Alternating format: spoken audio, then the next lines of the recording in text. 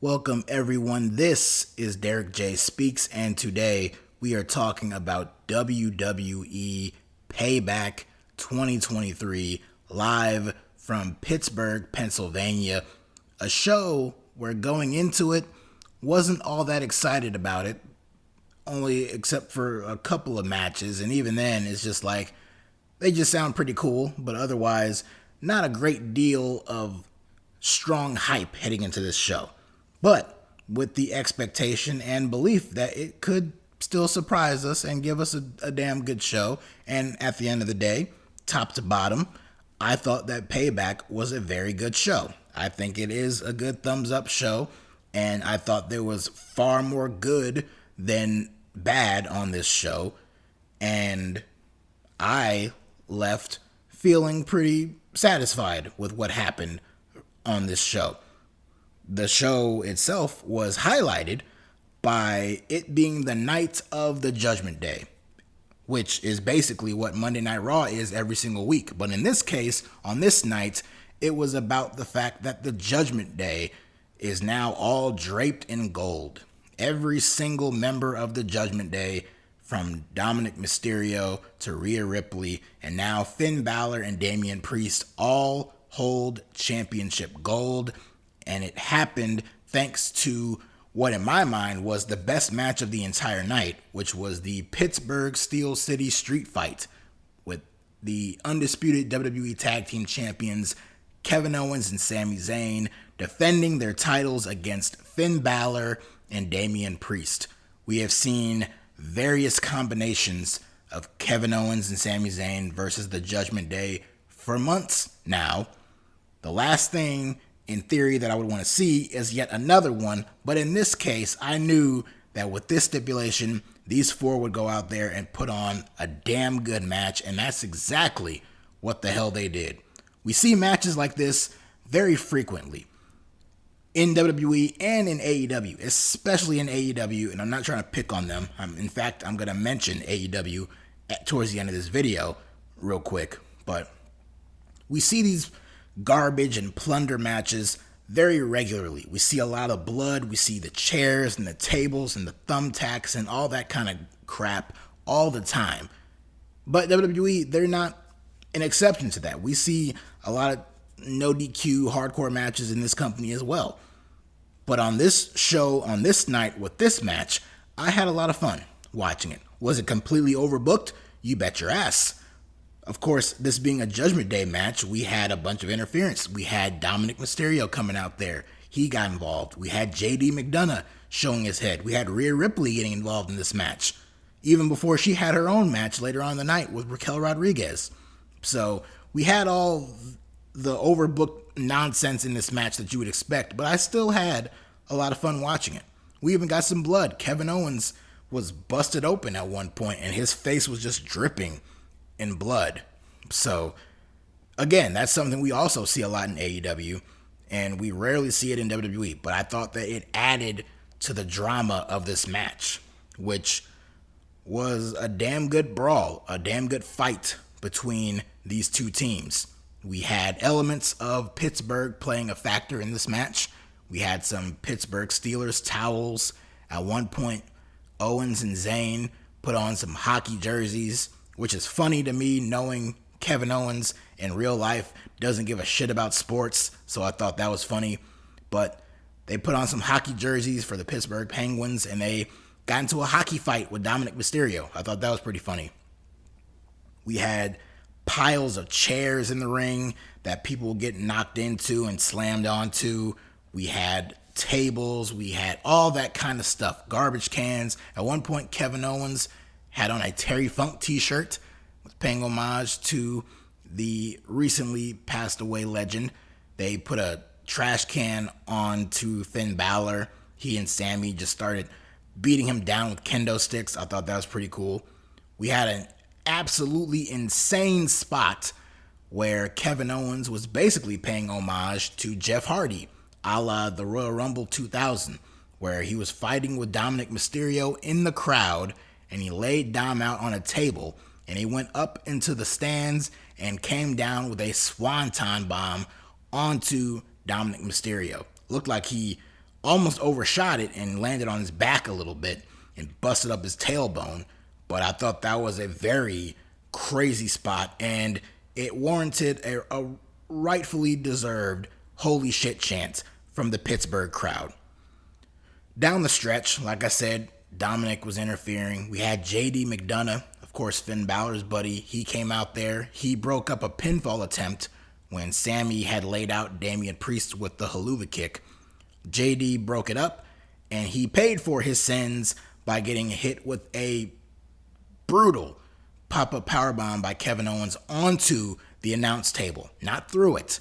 That thing did not break. Not that anyone could believe JD McDonough would actually break that announce table, but the way his body just bounced off of it looked absolutely brutal. Way more brutal than it would have had he actually gone through it. And of course, Rhea Ripley, she came out. She charged at Kevin Owens and basically tackled him into the barricade. Back in the ring, came down to Balor and Sammy.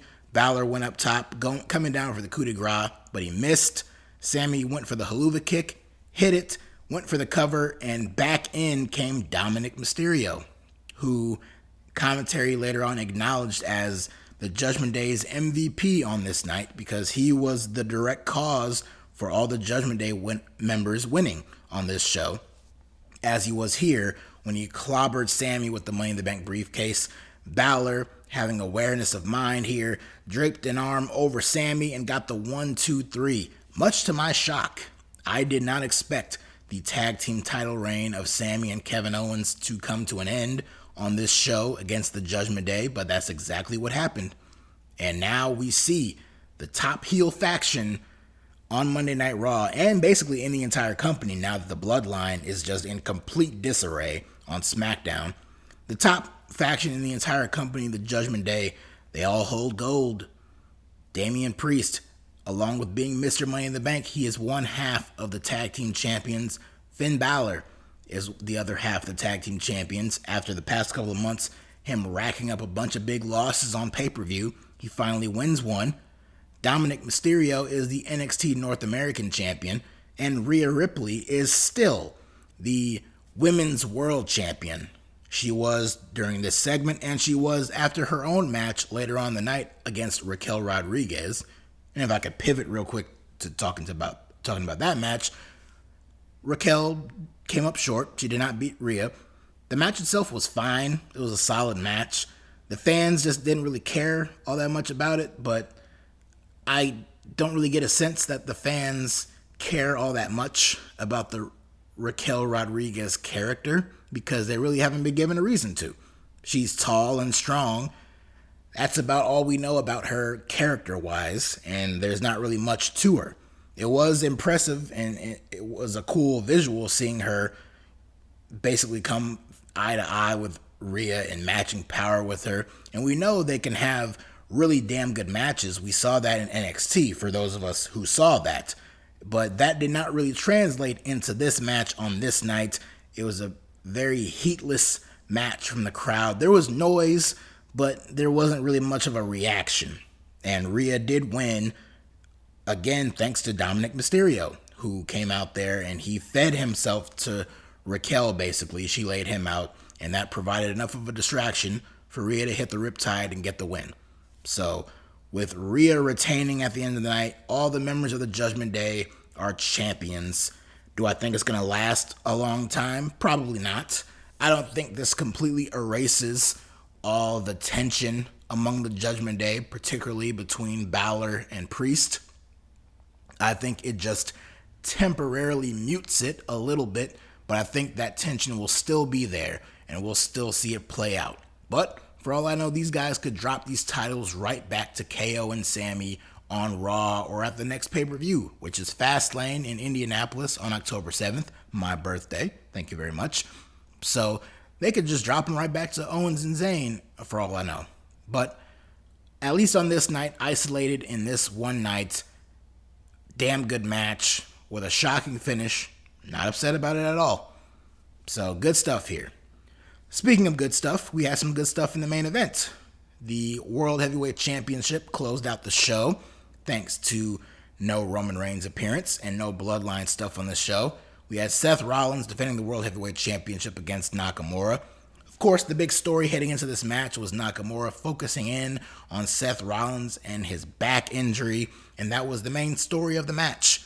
That was what the match was built up around, and that was what the match itself was placating itself to. So I thought it was good. I thought it was a very good match. I know these two are capable of even better, but Rollins was slowed down a little bit because of the back injury and selling that story. But he was very valiant in his efforts against Nakamura. But in the end, Rollins managed to get the win. He hit a stomp basically out of nowhere and got the clean win and retained his championship. No real shenanigans, no funny business during the match, towards the finish of the match, no interference, no ref bumps, no crazy ending like that, which we've become accustomed to seeing on these shows thanks to the Bloodline story. So having a break from that for the most part on this show paved the way for this match to close it out, and it was pretty much a straight up match. And they could do a rematch. I personally don't see a need to, because Rollins basically won clean here, and Nakamura was pouting outside in the corner, but there was nothing that really happened in this match that would warrant another one, but I wouldn't mind seeing one. And of course, we did not get a Damian Priest cash in, no tease for it. After he and Balor won the tag team titles, I pretty much accepted the idea that a cash in would not happen on this show. I had a glimmer of hope, but we didn't see anything. But there's always Raw, and there's always the next pay-per-view. There's always another night. Now that Rollins' back injury is canon, it's free for anyone to target and take advantage of, including Mr. Money in the Bank. Even though he is one half of the tag team champions, I could still see it happening somewhere down the line. But as for the big main events on this show, that pretty much covers that. Also, the Women's World Championship. But on to some of the other matches on this show. We open things up in a very strong way with a fantastic steel cage match between two very unlikely people, that being Becky Lynch and Trish Stratus. I say very unlikely only in that their feud and program up to this point has not been interesting to me at all. And I've been ready for it to be over for a very long time now. But I thought with the match that they had, now I'll be honest, I missed the first couple of minutes of it because I was tuning into AEW Collision for obvious reasons. But as I was paying attention to this match and got more and more into it, these two ladies were putting on one hell of a fight. Trish Stratus has gone on record as saying that she has always wanted to compete in a steel cage match, and she got her wish on this show. And she took full advantage of this opportunity, including by taking some crazy bumps, like when she was draped over the top of the steel cage and Becky Lynch delivered a superplex off the top all the way down into the ring. That was a brutal spot, but it was done beautifully, and the crowd reacted huge to it. The crowd on this show, damn good, especially during this match and the tag team title match. That's where they thrived big time. And for a few of the segments on the show too. But great stuff here. We had Zoe Stark interfere, which took things down a little bit because the whole point of this cage match was to prevent Zoe Stark from interfering. But of course, like any other WWE cage match, there's interference. So Zoe Stark managed to find herself into the cage, but her interference did not work because Becky laid her out with a manhandle slam, and then she prevented Trish Stratus from climbing out of the cage by stopping her and hitting her with an avalanche manhandle slam off the top rope and got the win. Becky conquers Trish. This feud is over, and they had a damn good match to close it out. After the match, the partnership between Zoe Stark and Trish Stratus appeared to end as Trish slapped Zoe, and then Zoe laid her out with her finish, the Z360. So it'll be interesting to see what they do with Zoe now that she is no longer paired with Trish. But it's not like her being paired with Trish really did much for her anyway, so we'll see what goes on there. The United States Championship was on the line. Austin Theory challenging Rey Mysterio. A decent match here. Rey picked up the win with a roll-up on Theory, so Not much else to it other than that. It was a decent match, but nothing overly exciting about it. We had a match between The Miz and LA Knight, which had a little extra spice thrown into it with John Cena, who returned on SmackDown the previous Friday night. He was announced as the host of this show, Payback, and he came out here and said that he wanted to make the night a little more special, and he wanted to do that by making himself the special guest referee for this particular match. And as soon as they said that, I knew why, and I knew what they were going to do at the end, and they did not disappoint. After having a pretty good match with The Miz and LA Knight, a little longer than I would have liked for it to have been. I get that The Miz is a former world champion, and he's won all these different titles, and he is a name with a lot of equity on this brand, but he is still a name and a person who has only won one match this entire calendar year. So it probably shouldn't have taken LA Knight that long to beat him.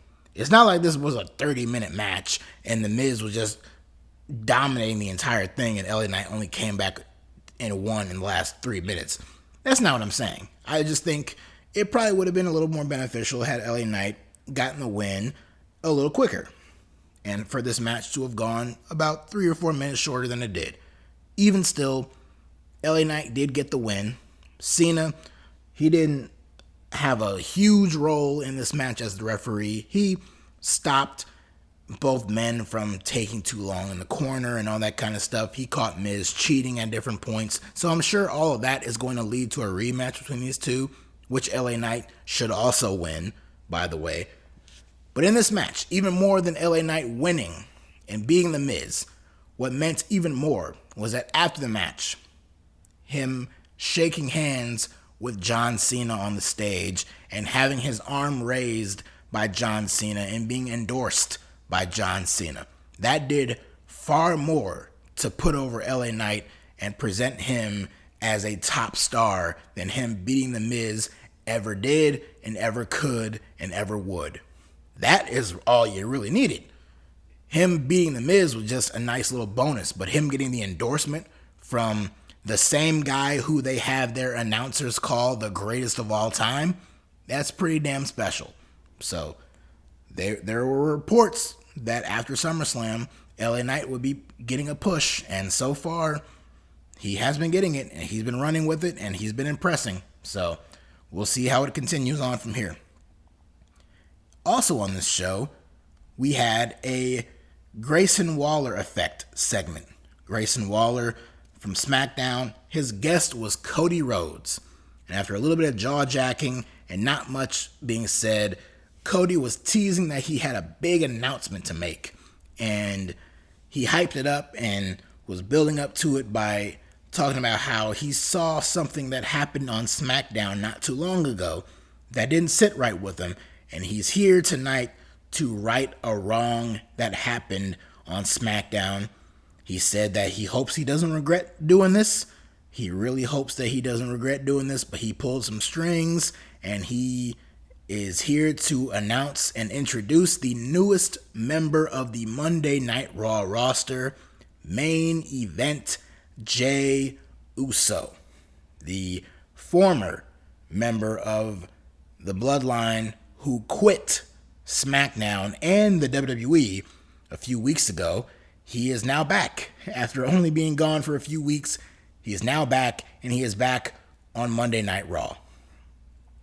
Not only is Jey Uso back in the company, he's already back on TV only after missing a couple of weeks, which hilariously Grayson Waller pointed out when he was talking to Jey Uso, and he ate a super kick from Jey Uso for his troubles. But not only is Jey back on TV, he has now moved to Raw. Not only is he now on Raw, but in this segment, it's basically implied here, or just flat out said, the reason that Jey Uso is on Raw is because of Cody Rhodes. Because of Cody Rhodes pulling some type of political move, pulling some strings and doing some stuff backstage, whatever it was, he is the reason that Jey Uso is now a member of the Monday Night Raw roster. Coming out of this, I have several thoughts. The number one thought being, this is the easiest way for them to hold off on doing the first Jimmy and Jey Uso match until WrestleMania. That was the idea, that was the belief among a lot of people, and the rumors and reports going around is that the first official singles match between these two would not happen until WrestleMania, because both men have gone on record as saying that their dream is to have a singles match against each other. I can imagine they would want to hold off on it till WrestleMania. And so instead of keeping Jey Uso off of TV for several months, they have instead moved him to Monday Night Raw. A very similar move that they did with Rey Mysterio and Dominic last year. After Dom turned heel, they separated him and Rey by moving Rey to SmackDown until they were closer to WrestleMania season, where they just so happened to start being paired up again. So we have a similar situation here between these two. Also, Jey is now on Raw because of Cody Rhodes. Might that be the first sign of putting Cody back into the pathway and the sight and the line of fire of Roman Reigns, and start teasing that match for WrestleMania next year? Very possible. I'm very intrigued by that. Jey Uso got a huge reaction when he came out, so they're happy to see him. I'm not sure what all there is for him to do on Raw. Could this move also be, not only is Jey Uso on Raw, but he was traded to Raw with SmackDown getting something else in return? Might that be Cody Rhodes moving to SmackDown now, and that firmly puts him in a better position to go back after Roman Reigns? I don't know.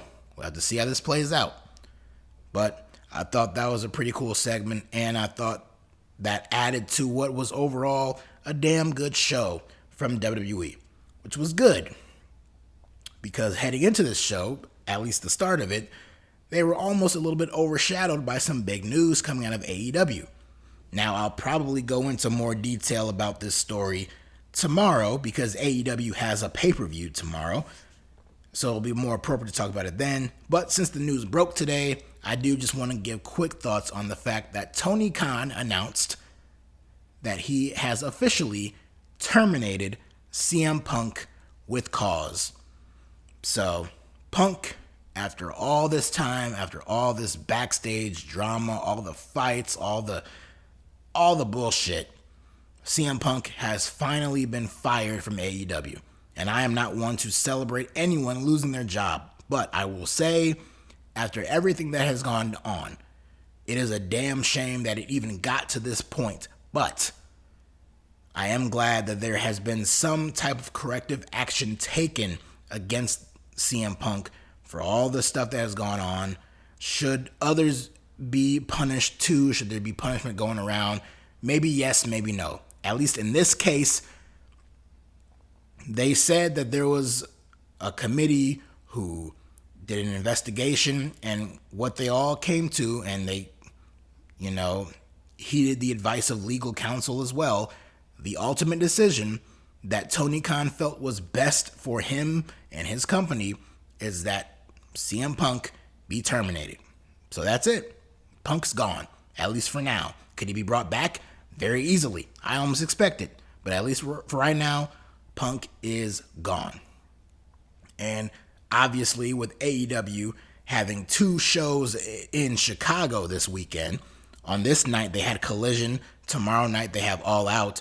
Clearly not going to be a very happy bunch in that Chicago crowd. In fact, Tony Khan got a little taste of that on Collision tonight, because he came out before the live crowd and addressed the situation with CM Punk.